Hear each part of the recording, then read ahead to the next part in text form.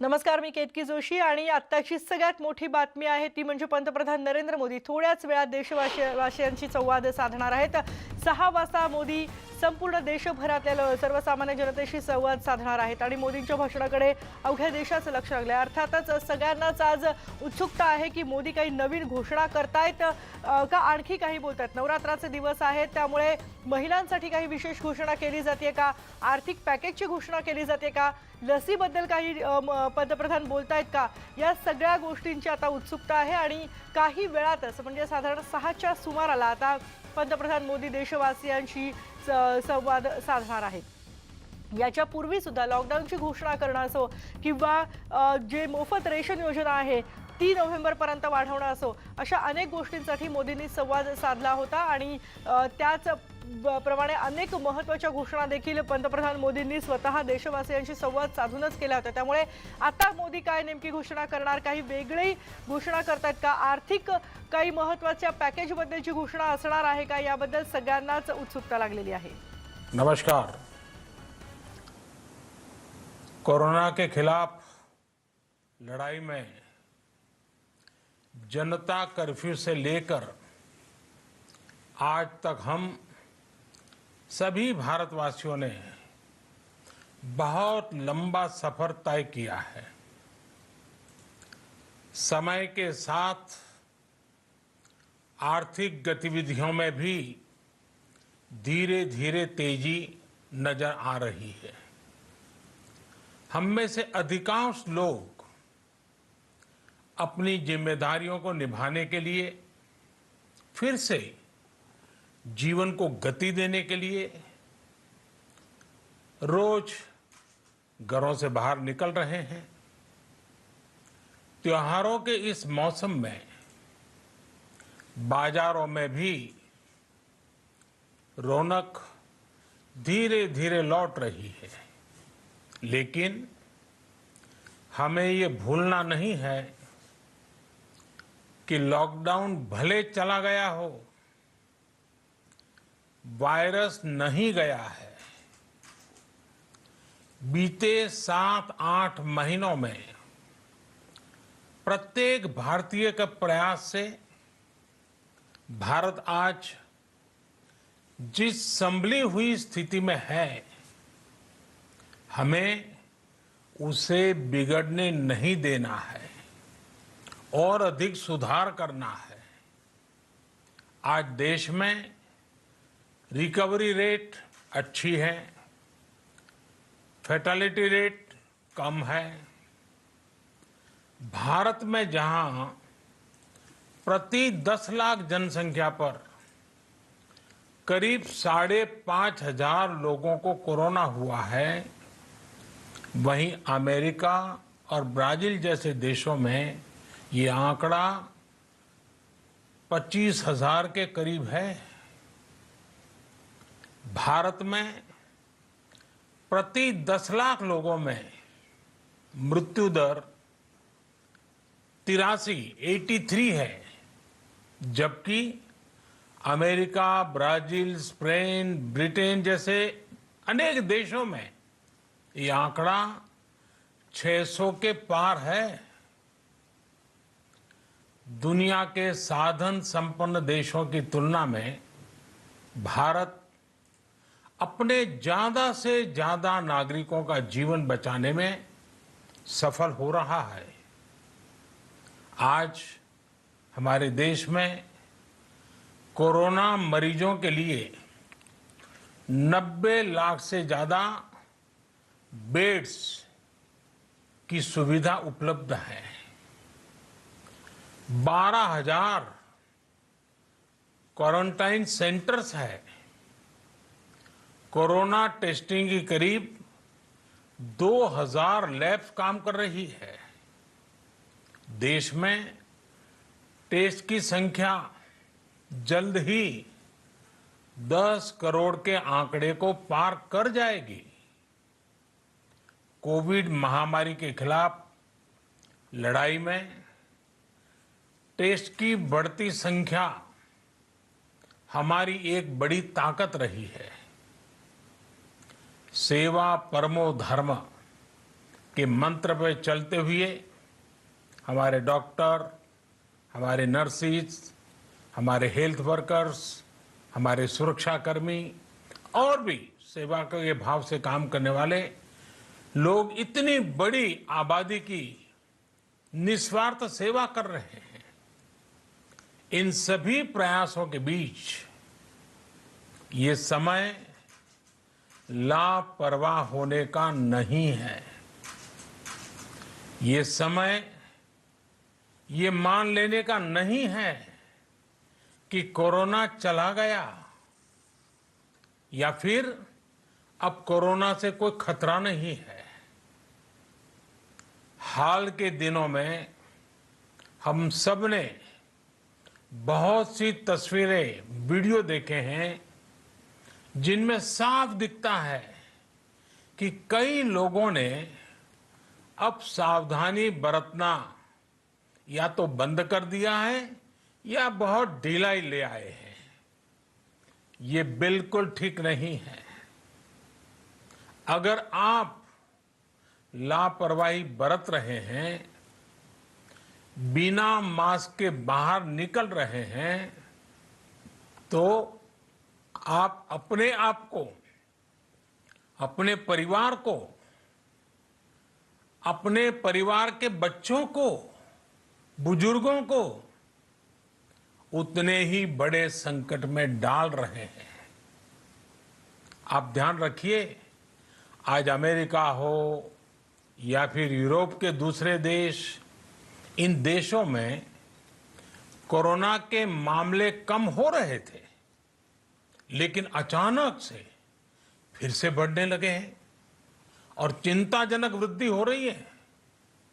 साथियों, संत कबीरदास जी ने कहा है, पक्की खेती देख के,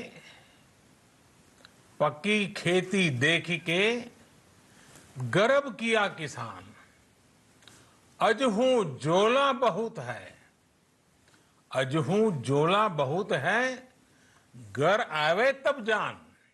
अर्थात कई बार हम पक्की हुई फसल देखकर ही अति आत्मविश्वास से भर जाते हैं कि अब तो काम हो गया, लेकिन जब तक फसल घर न आ जाए तब तक काम पूरा नहीं मानना चाहिए।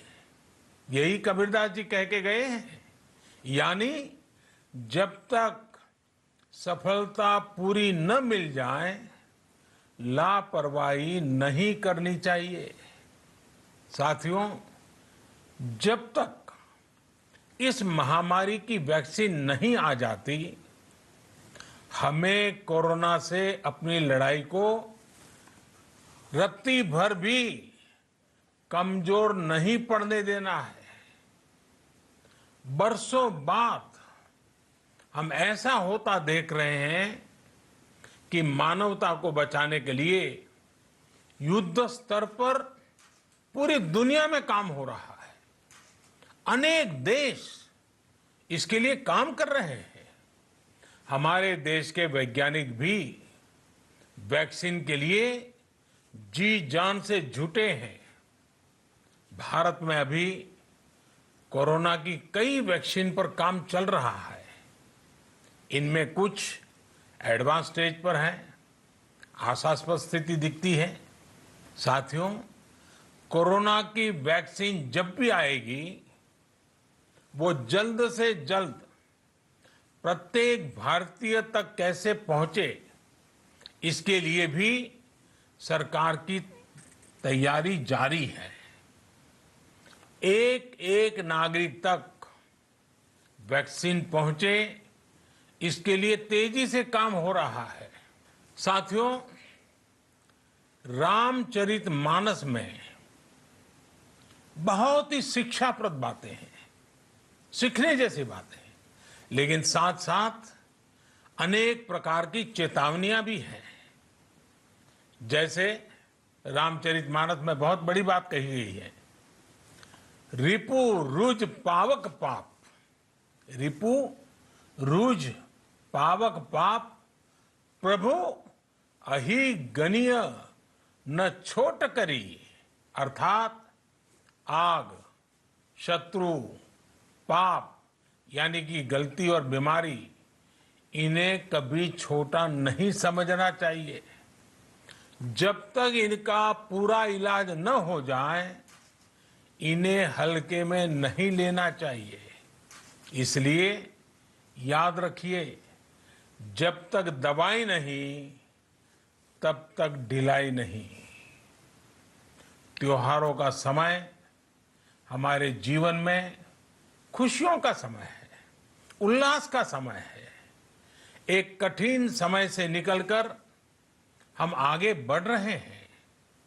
थोड़ी सी लापरवाही हमारी गति को रोक सकती है, हमारी खुशियों को धूमिल कर सकती है। जीवन की जिम्मेदारियों को निभाना और सतर्कता, ये दोनों साथ साथ चलेंगे तभी जीवन में खुशियां बनी रहेगी। 2 गज की दूरी, समय समय पर साबुन से हाथ धुलना और मास्क लगाना, इसका ध्यान रखिए। और मैं आप सबसे करबद्ध प्रार्थना करता हूं, आपको मैं सुरक्षित देखना चाहता हूं, आपके परिवार को सुखी देना चाहता हूं। ये त्योहार आपके जीवन में उत्साह और उमंग भरे ऐसा वातावरण चाहता हूं। और इसलिए मैं बार बार हर देशवासी से आग्रह करता हूं। मैं आज अपने मीडिया के साथियों से भी, सोशल मीडिया में जो सक्रिय हैं उन लोगों से भी बड़े आग्रह से कहना चाहता हूं कि आप जागरूकता लाने के लिए, इन नियमों का पालन करने के लिए जितना जन जागरण अभियान करेंगे, ये आपकी तरफ से देश की बहुत बड़ी सेवा होगी। आप जरूर हमें साथ दीजिए, देश के कोटि कोटि जनों को साथ दीजिए। मेरे प्यारे देशवासियों, स्वस्थ रहिए, तेज गति से आगे बढ़िए और हम सब मिलकर के देश को भी आगे बढ़ाएं। इन्हीं शुभकामनाओं के साथ नवरात्र, दशहरा, ईद, दीपावली, छठ पूजा, गुरु नानक जयंती समेत सभी त्योहारों की सभी देशवासियों को एक बार फिर से बहुत बहुत बधाई देता हूं। धन्यवाद। आपण बघतोय पंतप्रधान नरेंद्र मोदी यांनी नुकतंच देशवासियांना संबोधित केलंय आणि त्यांनी असं म्हटलंय की आता कोरोना जरी, लॉकडाऊन जरी संपला असला तरी कोरोनाचा व्हायरस मात्र अजूनही आहे, त्यामुळे हे विसरू नका। हळूहळू आर्थिक व्यवहार सुरळीत होत आहेत आणि जोपर्यंत लस अस्तित्वात येत नाही तोपर्यंत निष्काळजीपणा करून उपयोग नाही, असं सुद्धा त्यांनी म्हटलेलं आहे। आपल्या देशात रिकव्हरी रेट चांगला आहे, भारताची परिस्थिती सध्या आहे तशीच ठेवायची, किंबहुना ती सुधारणा त्यामध्ये करायची, ती बिघडू द्यायची नाही आणि त्यामुळेच आता बेजबाबदारपणा करून चालणार नाही, बेफिकीर होण्याची ही वेळ नाही। तुम्ही जर बाहेर पडत असाल तर मास्क घालणं हे अत्यावश्यक आहे। मास्क न घालता बाहेर पडत असाल तर तुम्ही तुमच्या कुटुंबियांना संकटात टाकताय, हे देखील लक्षात ठेवा, असंही त्यांनी म्हटलंय। आणि येणारे सण प्रत्येकाने उत्साहाने साजरे करावेत, पण त्याचबरोबर पूर्ण काळजी घ्यावी, असं देखील त्यांनी म्हटलेलं आहे। सगळ्या देशवासियांना त्यांनी या सणांच्या शुभेच्छा देखील दिल्या आहेत।